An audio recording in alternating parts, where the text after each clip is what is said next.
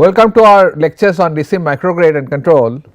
Today we shall discuss about that modeling of the renewable energy. Mainly we take out first the wind energy, thereafter we shall do the modeling of the other renewable energy sources. So, today we are going to cover wind power generation system and wind turbine modeling, thereafter electrical generator modeling and the maximum power point tracking of this to track the maximum power from the wind energy. Now, wind power generations, it is we know all that wind power generation has gone with the last 3 decades and is considered one of the most promising renewable sources of energy, because of it is availability throughout the day and night, and harvesting is quite good. However, its integration to the power system has a number of technical challenges concerning security of supply in terms of the reliability, availability and the power quality. These are 3 challenges. Reliability, actually you may, if it is a thunderstorm or something, you have to have a pitch control and ultimately pitch control does not work sometime, those are the problem. That the availability of the wind to generate power at low wind speed is also a challenge, and also since it will be a variable speed, so you have to work with the power quality issues. Impact of the wind power system is mainly depend on its penetration level, that will come little later. How does it mean by that? Power system size, the mix of generation capacity, the degree of interconnections with the other system and the load variation. Since the penetration of the wind power generation is growing, so you can see that gradually that more amount of wind is contributing to our main supply. The system operator have an increasing interest in analyzing the impact of the wind power into the connected power system. That is something had become a mode of operation and study to how much wind penetration will have a what kind of effect, because it is a variable speed, and how it will be changing and forecasting. Altogether a basic proposition has been come across. The grid connected connection system requires steady state and the dynamic analysis like voltage dip through capability. So, we require to understand it is actually when it is running at a steady state, what should be the generation, and if it is changing the wind speed, what should be its characteristics. Moreover, if load changes, and what should be its characteristics, because it may be a fitting to a local load instead of connecting to the grid. This leads to the detailed modeling of the wind turbine system in order to analyze dynamic phenomena in the power grid. So, that is something we require to see while modeling, all those details will be covered. Moreover, the wind turbine technology integrate power electronics and control, making it possible for wind power generation to participate in active and reactive flow of power or control. We have seen how you can change the flow of power, can control active and reactive power. Same control technique will be applied here with the help of the power electronics. Nowadays, most of the installed variable speed wind generators are based on the W-fed induction generator. So, where we will feed from the stator side as well as the rotor side, but new type of the wind generation based permanent magnet synchronous generators are also expected to gain the market popularity in the following years, but only problem in PMSG is that this permanent magnet available in a single country in a bulk, that is China. So, ultimately China controls the market, that is one of the biggest disadvantage of PMSG. So, let us talk about the DFIG first. W-fed induction generator configuration consists of a wound rotor induction generator, because you have to feed power in stator as well as rotors. In slip ring it is not possible. Induction generator with the stator winding directly connected to the grid. You can see that this is the stator winding. So, that will be directly connected to the grid, and the rotor winding connected to the voltage source back to back converter, which transfer the extracting power. This is the actually it can, if it is working in a super synchronous mode, then it will ensure, then it will extract power from the rotor also and it will supply.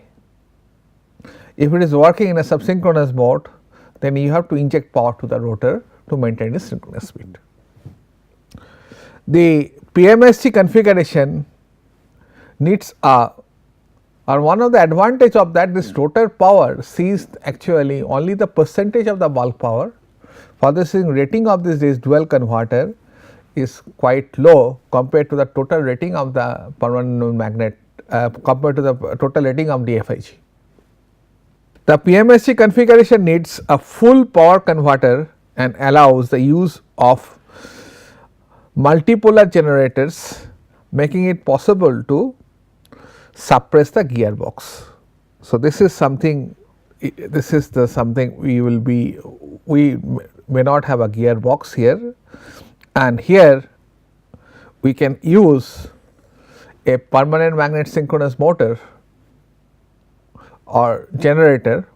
In this case it will be generator, thereafter you may have a back to back AC to DC, thereafter DC to AC converter, and thus you can have an electric transformation and you do not require any gearboxes to make this actually the pole adjustment, and ultimately you will feed the power. But disadvantage is that this converter will see the whole rating of the PMSG, but generally it is basically deals with the slip power.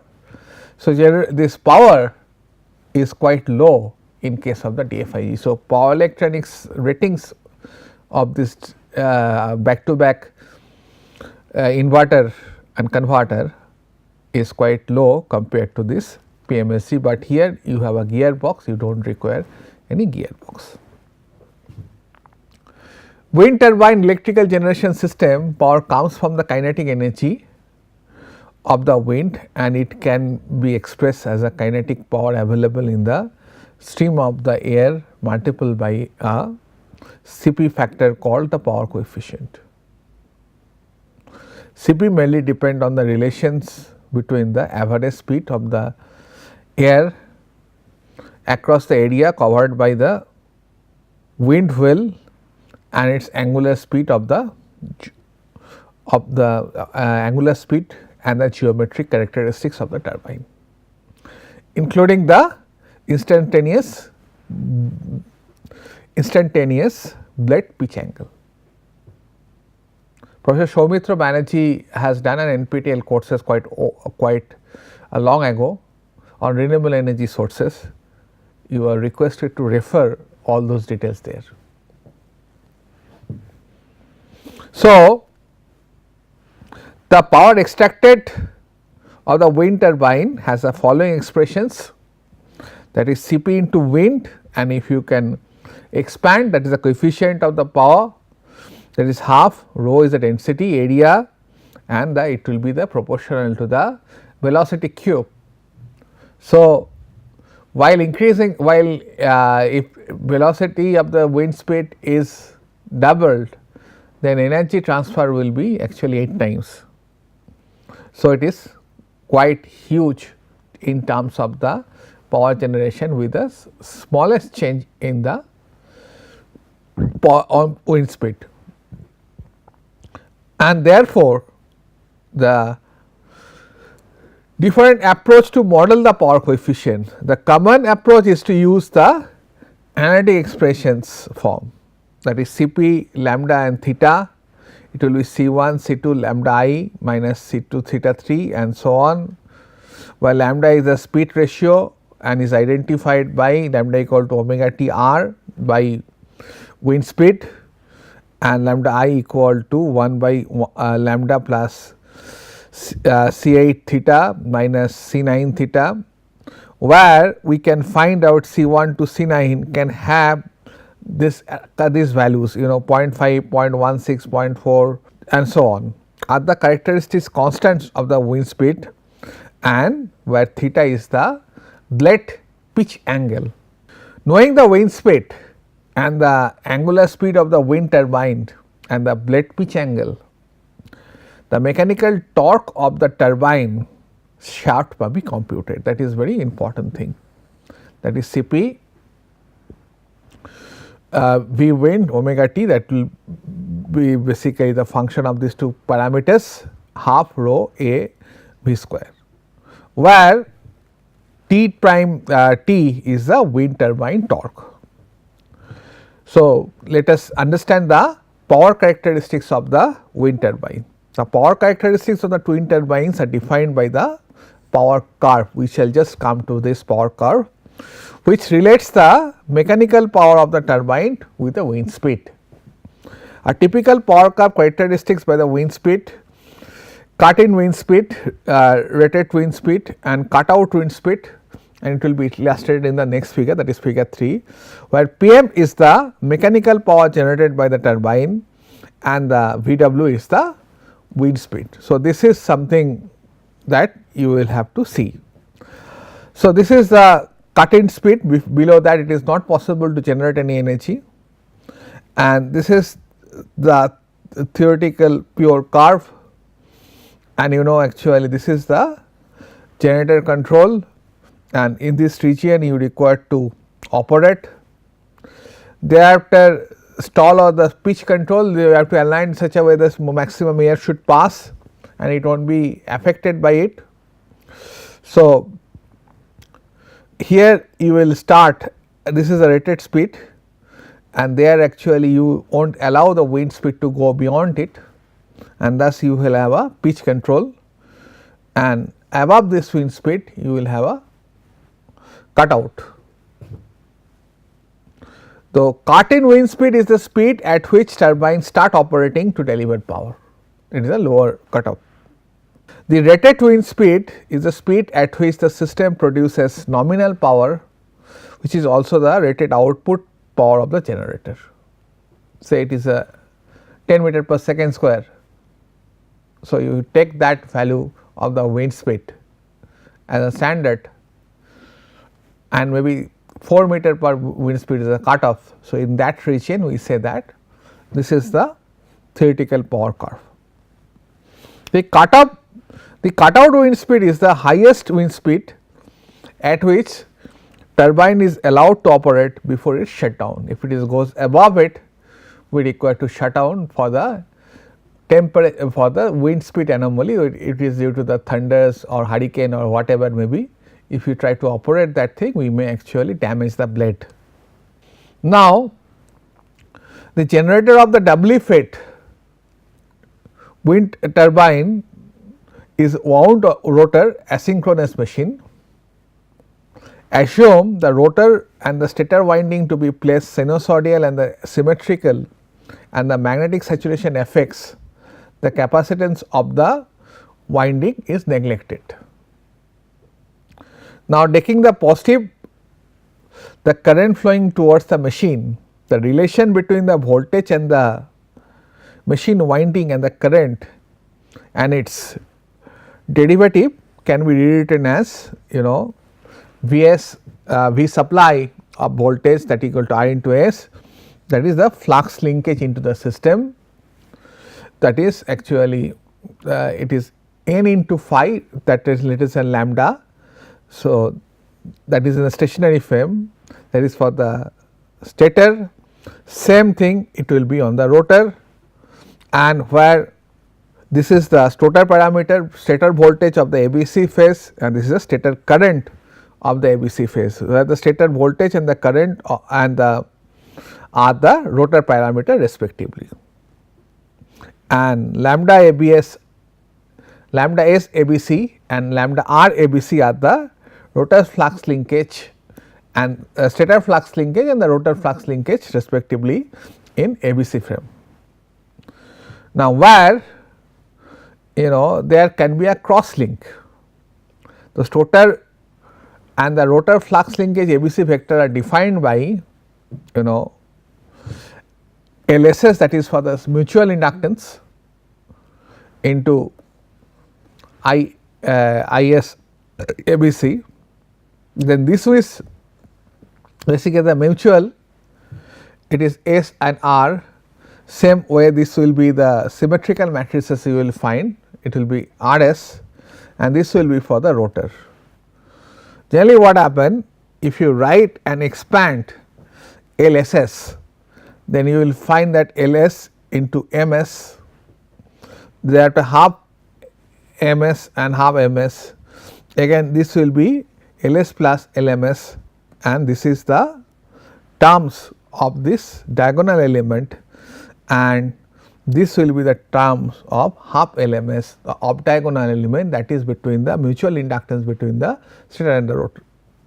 Same way you will find that the diagonal element is LR, LR plus MLR and so on, and the off diagonal element will be half LMR. I request actually a student to go through any machine analysis book of Cross or other to understand this phenomena. Now, LSR ABC equal to LRS ABCT. So, we can split it, that is the theta is the angle between stator and the rotor with any predefined reference, and then we will find it out the total angle. So, we will actually convert this transformation, that is basically ABC to LR, that coefficients are cos theta, sin theta and so on. So, the mechanical torque can be written as a function of the machine current as, so that is the number of pole IS and IR of ABC, and these two element will be 0, that is SR ABC and RS NBC into the current of stator and rotor, where similarly this NR ABC can be written as LSR into sin theta and the sin theta R, and there will be a different phase shift to accommodate the 180 degree phase shift of this balanced 3 phase system. Now, as this equation have a hard dependency on the rotor angle position, please see that actually theta r has been written. So, for this reason, so it has a hard dependency on the rotor angle position. The Park transformations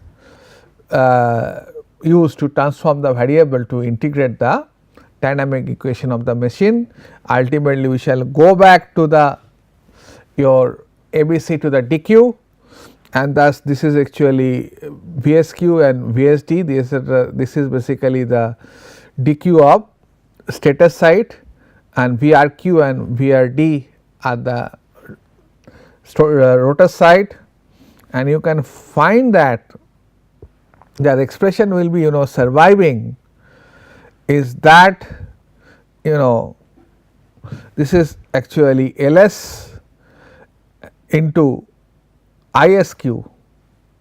Thereafter IST term here it will be 0 because there will be no component of the resistance here, but there will be a mutual component that is actually here, that is M into RQ, and thereafter RD will be 0.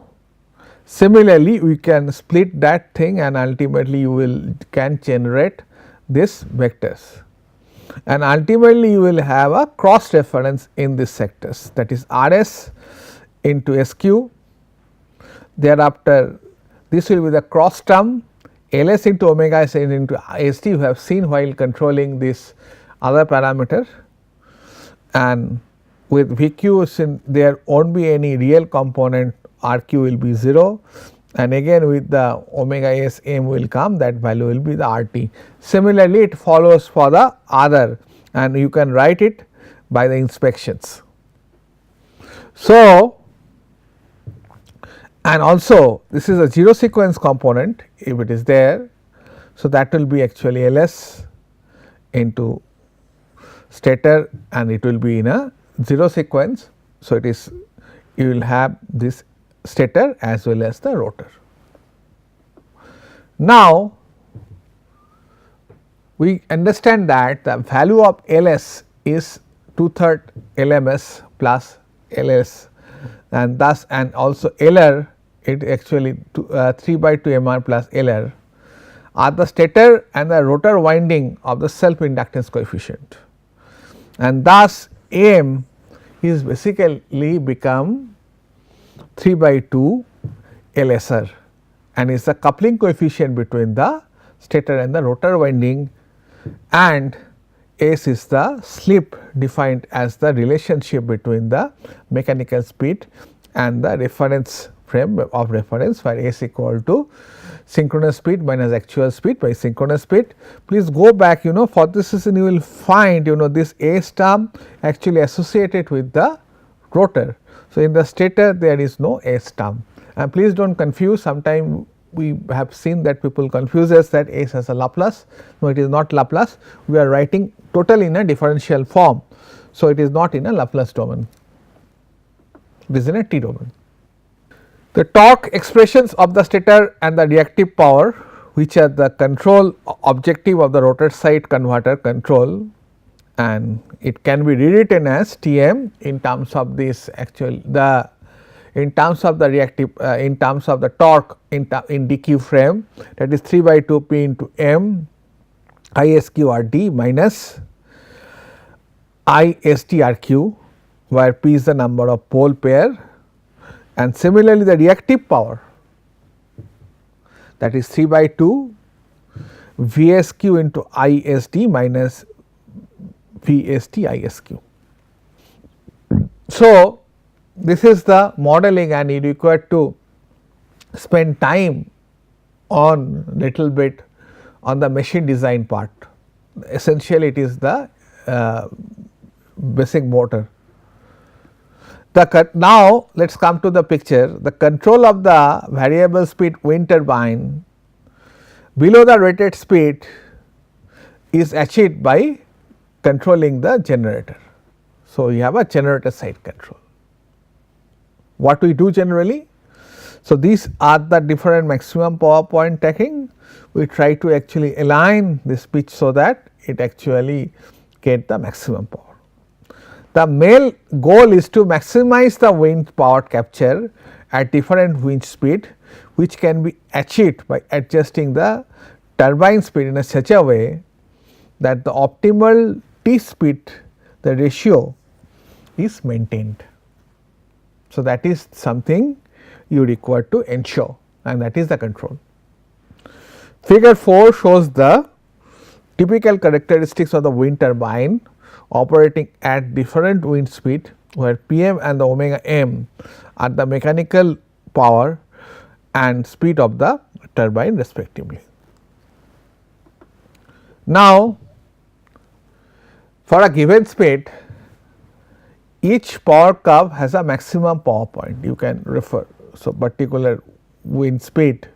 So, this point, this point, this point, and this is the wind speed. It is 0.5 per unit, 0.6 per unit, 0.7 per unit, 0.8 per unit, 0.9 per unit, and something like this.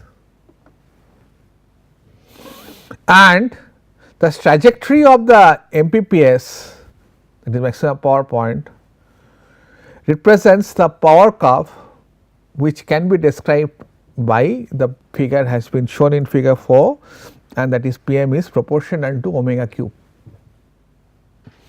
The mechanical power captured by the turbine can also be expressed in terms of the Tm, that is mechanical torque, and the turbine speed.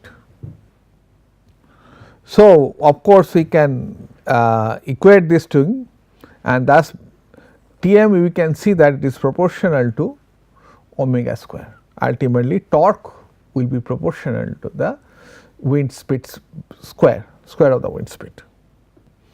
So, considering those aspects into the mind, we have to design it, and this is the figure of the maximum power point control with the wind turbine profile,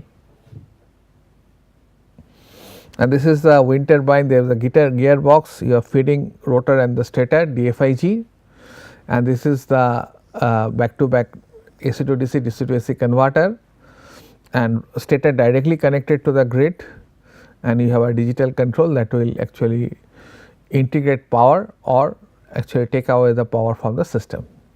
The relationship between the mechanical power, speed and the torque and the wind turbine can be used to determine the optimal speed and the torque reference to the control of the generator and to track or to operate at the maximum power point. The power curve defines the maximum power that can be produced by the turbine at different wind speed. The wind speed is measured in a real time by the wind speed sensor. The power reference Pm is generated and sent to the generator control system, which compares the power reference with the measured power Pm from the generator to produce the control signals for the power converter. This is the overall picture of the power converter. Through the control of the power converter and the generator, the mechanical power Pm of the generator will be equal to the reference in steady state at which the maximum power operation is achieved. This is quite clear. Now, we have to say about something on the MPPT with the optimal tip speed ratio. This method is the maximum power operation of the wind turbine is achieved by keeping the tip speed ratio to its optimal value. The principle of the control scheme is shown in the figure 6, where the measured wind speed Vw is used to produce the generator speed reference according to the optimal T speed ratio of lambda.